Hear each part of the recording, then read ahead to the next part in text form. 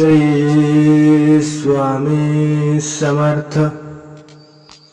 नमस्कार मित्रांनो, आज आपण बघणार आहेत श्री स्वामी समर्थ यांच्या अनगिनत कथा. श्री स्वामी समर्थांच्या विविध शिष्याद्वारे स्वामी समर्थ परंपरेचा विस्तार फार मोठ्या प्रमाणावर झालेला आहे. अशक्य ही शक्य करतील स्वामी या अगाध श्रद्धेने स्वामी भक्त महाराजांसमोर नतमस्तक होता. भिवू नकोस, मी तुझ्या पाठीशी आहे, अशा शब्दांमध्ये स्वामी समर्थांनी भक्तांना अभयदान दिले आहे. निर्भीडता, स्पष्टपणे आणि आत्मीयता यामुळे लाखो भक्तांना स्वामी समर्थांनी आपलेसे केले. स्वामी समर्थांच्या विविध शिष्यांद्वारे स्वामी समर्थ परंपरेचा विस्तार फार मोठ्या प्रमाणावर झालेला आहे. अशक्य ही शक्य करतील स्वामी या अगाध श्रद्धेने स्वामी भक्तांसमोर नतमस्तक होता. दत्त संप्रदायात श्रीपाद, श्रीवल्लभ, श्री नरसिंह सरस्वती हे दत्तात्रयांचे पहिले व दुसरे अवतार म्हणून समजले जाते.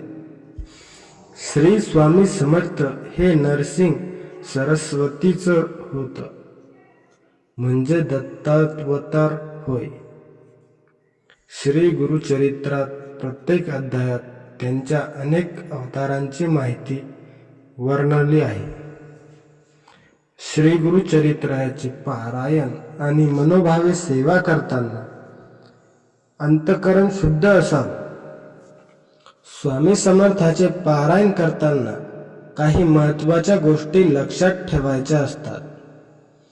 स्वामी समर्थांनी आपल्या रूपाने आणि मग भक्ताला त्यांच्या इच्छित दैवतीच्या त्याच रूपात दर्शन घडविल्याचे अनेक कथांतून आढळते.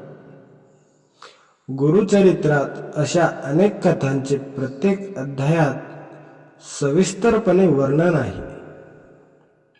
मुंग्यांचा वारुळ आणि स्वामी.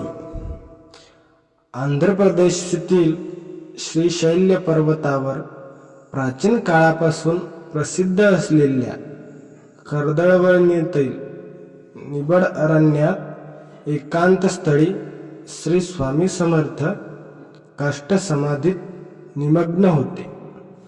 शरीरावर लता, वेली, झुडपे आणि मुंग्यांचं वारुळ झालं, मात्र त्यांनी समाधी भंग केली नाही.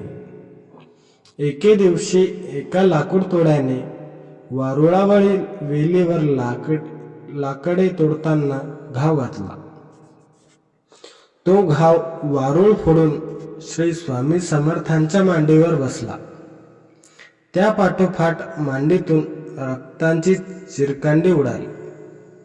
लाकूड तोड्या भयभीत झाला.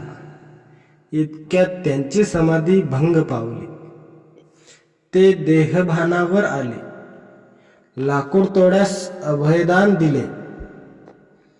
तपस्या संपूनही इथूनच श्री स्वामी समर्थ विश्वकल्याणासाठी बाहेर पडले.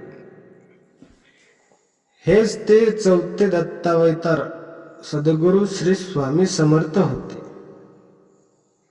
स्वामींचा जन्म कधी झाला, कोठे झाला याची कोठे नोंद आढळते ना. स्वामींच्या बोलण्यातून कधी त्यांचा उलगडा होतो.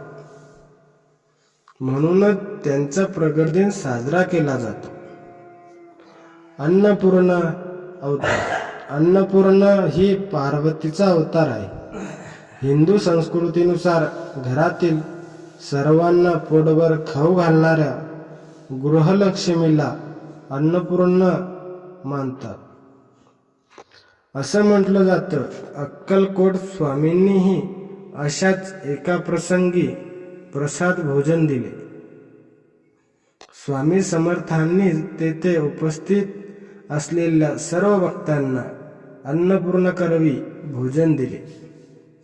श्रीपाद भट यांच्यासारख्या फार थोड्याच प्रत्यक्ष अन्नपूर्णेचे दर्शन घेण्याचे भाग्य लाभले. असे सांगितले जाते. भक्तांच्या हाकेला धावून जाणारे, अनेकांना मार्गदर्शन करणारे ब्रह्मनायक स्वामी समर्थ 30 एप्रिल 1878 रोजी समाधिस्थ झाले. आज घडीला अनेक ठिकाणी स्वामी समर्थांचे मठ स्थापन करण्यात आले असून अनेक स्वामी भक्तांना नित्यनियमाने स्वामींची सेवा करीत असतात. व्हिडिओ आवडल्यास चॅनलला सबस्क्राईब करून बेल आयकॉन नक्की दाबा. असेच व्हिडिओ आपल्याला या चॅनलवर मिळत राहतील. धन्यवाद.